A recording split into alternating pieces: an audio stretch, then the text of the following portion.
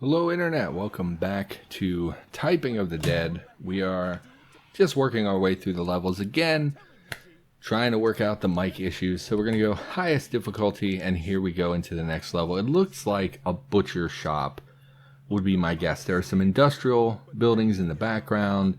There's a big guy with a cattle head on, a cattle skull on, with a big, I don't know, butcher's cleaver style weapon made into a halberd of sorts, and it says meat is murder. So I gotta assume we're heading off to the abattoir. Abattoir is a fancy word for slaughterhouse, in case you're not familiar. It is, I'm sure it's French. I recognize that hand, that's the stripper. Yep, we're just gonna jump ahead. So it does alternate between male and female protagonists. I like that. I think that's pretty neat. Not a lot of games do that. And I like games that offer females a place. You know, it's like a lot of times women are underrepresented in video games. When they are represented, it's always like Lara Croft or something, where it's like just, oh, big boobs and no real substance. I mean, Lara over the years has grown into a better protagonist, but you gotta imagine back in like the 90s when those games started coming out, it was about male sex appeal for males. It wasn't meant to be a fleshed out female character. So, you know, it is what it is. Venomous phrase, tin pot dictator. Abattoir. Yeah, abattoir. Catherine Knight worked in an abattoir. If you're not familiar, she is a very nasty woman who lived in Australia, post-party blues, who, if I remember the story right, so basically she worked in, let's have a story time, Internet. Catherine Knight was a big woman. I believe she had heritage coming from the Aboriginals. She is referenced as being a very large, imposing woman, very tough, very mean. She had a couple husbands. The first husband, pretty sure she beat him and abused him and like woke him up with a knife to his throat and stuff like that. She was an unstable woman. She threatened the whole family with a knife, held a boy hostage at one point, and then went on to marry, by all accounts, a very nice man. And she killed him, and she butchered him like an animal, and then was going to feed him to his children. So, oh baby, that's not, I mean, I like my ladies a little bit rough and tumble, but that's a bit much for me. Please don't cook me. And then there was some weird thing with like her grandkids where she had them playing with her breasts on camera. Very peculiar, very odd. Obviously not a very kind or safe woman to be around. So yeah, Catherine Knight, I believe Knight, if you're interested in looking that up. Unpleasant woman by all accounts. And yeah, I like hearing, I mean, I'm into the true crime stuff. I'm not super into like the hardcore murder and stuff like that. I think it's pretty disgusting. A lot of times when you talk to people about true crime, they have not, why did I pick the longest word first? They have not the best attitude. You know, you talk to people who are into true crime. A lot of times what I end up hearing is they end up, like those kind of people will go and watch like murder videos on the internet. And to me, that stuff is not okay. That's really bad for you mentally. I'm not going to say that you're a bad person for watching those things, but I will say that it's not good for your mind. And I think that that's a lot of times when I talk to true crime people, they turn out to be those kind of people. And that's not really the sort of people I want to surround myself with. Again, no disrespect intended if that's you. So like hearing about the blood and guts, that stuff doesn't interest me too much. What interests me, there's like two things with true crime that interest me. Number one is, science fiction. Number one is courtroom drama. I really like learning about courtroom stuff. So like the OJ trial, Casey Anthony, venomous phrase again, and we picked the wrong one. So we're getting a lot of hits here. We might have to go down a difficulty, or we just keep mashing tab and hope that we come across one of those first aid kits. Foul-mouthed mother, because they seem very fast in this particular level. They're getting close to us very quickly. So I really like courtroom drama. There's a podcast called Another Not Guilty, which is mostly focuses around defense attorneys. Man, we're getting hit so much. and defense attorneys, you know, what are they called? Not pro bono, public defenders who take these cases where their, you know, clients maybe aren't super innocent, don't get me wrong, but they basically get harangued for something that's a little bit more serious than what they actually did. Man, I cannot do this without taking hits. Rabbit punch. Man, we're gonna die. That is a bummer. We're not even close to the boss. We're only 5 minutes in. We're basically dead here. Suspicious minds. Friend request. Cheats use guns. Equal rights now. And I don't love the podcast. You know, they can be a little bit like their intro. So again, the podcast is called Another Not Guilty. Like that guy, what was I supposed to do? There was no way I was going to type that in time. Like their intro to the podcast is like, we talk about the American justice system. And the guy's like, objection. That implies that there's justice in the system. I prefer to call it the American criminal system. And it's like, dude, get over yourself. It's just, that's so cringy. Like, you know, okay. But they do talk a lot about cases and stuff and actual courtroom drama, which is what I'm very interested in. I like the way I don't even like it. It's just fascinating. I don't know how we could have saved that lady. I tried. There's a gold record. I need more first aid kits like that one. Understandable reluctance. Like, how am I supposed to type this? Recycle yourself. Not going to take it anymore. Mommy cries a lot. Courtroom stuff is very fascinating to me. And then the other aspect is cult stuff. I know I mentioned several times in a recent episode, I think in Fallout series, I talked about how I believe there's a familial connection to Jonestown. Nope, WQ, niche, appeal, and poor choice of colors. There's like a family connection to Jonestown. One of my, you know, random, like, grandpa's cousin or something like that was scammed by that particular group. So that's something that interests me and I'm curious about, because I think that, and then once I learned a little bit about it, it was like, it's just fascinating. You know, people get this like idea that they can't walk away from things. Cheap sushi, hit the tab to get the comic book. People get this idea like, I can't walk away, I've invested too much time. There's this thing called the sunken cost fallacy. If you're not familiar, it basically means that the more you invest in something, the harder it is for you to walk away from. So like, think about like, okay, well, you know, you're in a relationship, right? And your boyfriend or girlfriend, they cheat on you, and you ask your friends like, hey, should I leave them? And your friends are all like, yeah, leave them. They cheated on you. Of course you leave. But in your head, you're thinking like, man, I can't just leave. I've spent 3 years. Not this time. Fallen, and I can't. We're gonna get hit. Crazy cat lady, magnetic personality.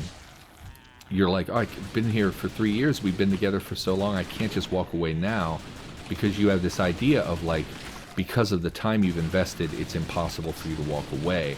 And that's actually, there's a reason it's called a fallacy. This is not sensible. You know, the time you spend, yes, you've lost 3 years of a relationship, but that time is already invested no matter what. That is not going to be something you can regain.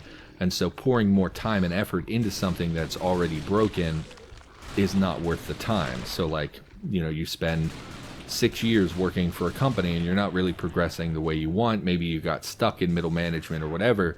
Your wife says, why don't you quit? Why don't you get a new job? But you're saying, oh, I can't. I've already invested so many years. I moved up to middle management. Yeah, I'm stuck, but I can't leave now. And the fact is, yes, you can. You can leave, because the sooner you leave, the sooner you can begin working yourself up somewhere else. You're never going to regain the time that you lost anyway. You just need to make that clean break and continue working towards something productive. Ulysses drank blood. Ulysses is such an unfair word. I do think we're going to die before the boss, and I don't know if we're going to have enough skill points, because I'm messing up a lot. I don't know if we're going to have enough points to resurrect, because I think it was 50,000 and we're only at 39,000. So I think that's an indicator that I'm doing much more poorly than I usually do. Where did you girls get assault rifles? You're... Okay. Okay. I mean, I like her hair. It's purple. She has a belly tattoo that says Vala. Okay, Minotaur. I'm gonna call that a Minotaur, even though it's not. Yeah, it's a sunken cost fallacy. You can look that up sometime if you're ever bored and you're curious why it's so hard to let go of things. Now I've seen it all. I mean, at least it has breasts, right? Meat for my hooks. The boss fight is... Oh, it has udders. Oh, I was like, is that genitals sticking out the bottom? But it's actually an udder on its like lower belly, upper crotch region, which is interesting. China Shop Nemesis. I get it because it's a bull. Yeah, the bosses tend to be a little bit easier because they're usually a single target that I have to worry about. It's not like it's not like trying to manage a bunch of... My biggest problem with this game, the hardest part for me, is knowing which enemy to pick. And what happens is I pick the wrong one, and I'm already invested in the word, so the one up front actually gets to hit me, and that's the part that we take the most damage on. Boss fights not so much, although I suspect if the boss hits me, I'm actually going to take way more damage than if a random enemy hit me, so I don't know. But we'll try to get through here. Grind your bones. Pull the udder one. Don't pull udders. Feed the machine. I milked a cow once when I was in grade school.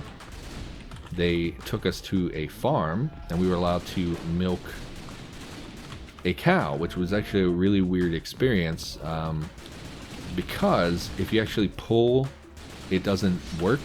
It's more of a pinch, and if you pull, you can actually hurt the animal. So of course all the kids were all like, I mean, definitely elementary school age. I don't know exactly what year we went, but definitely like elementary school age, and all the kids just went up and were yanking on this poor cow, and like obviously we're not getting milk to come out.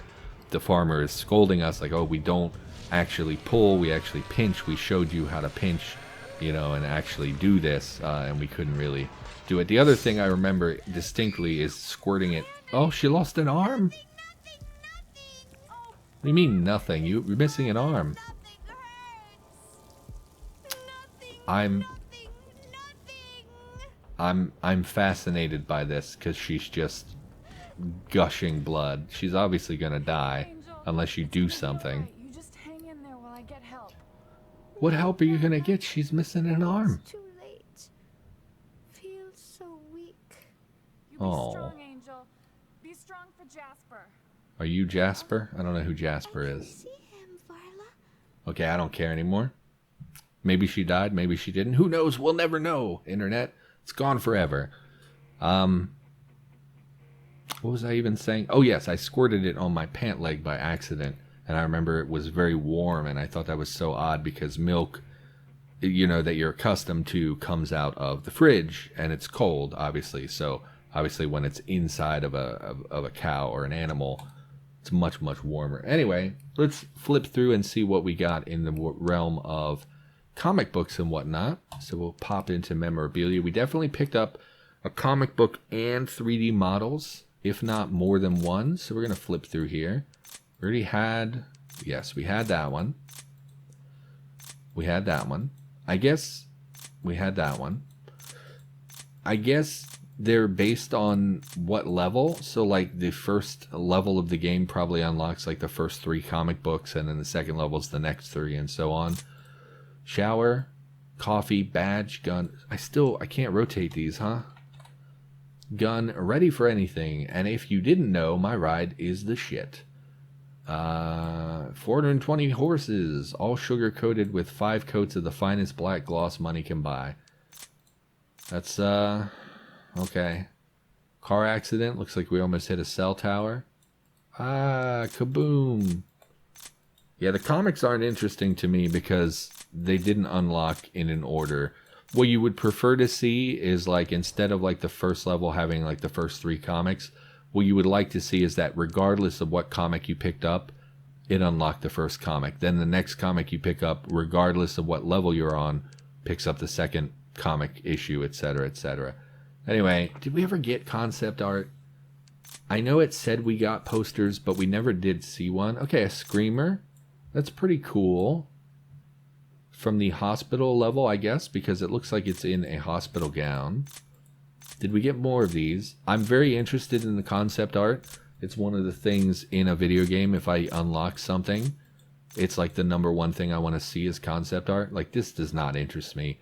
The characters at all mean nothing to me.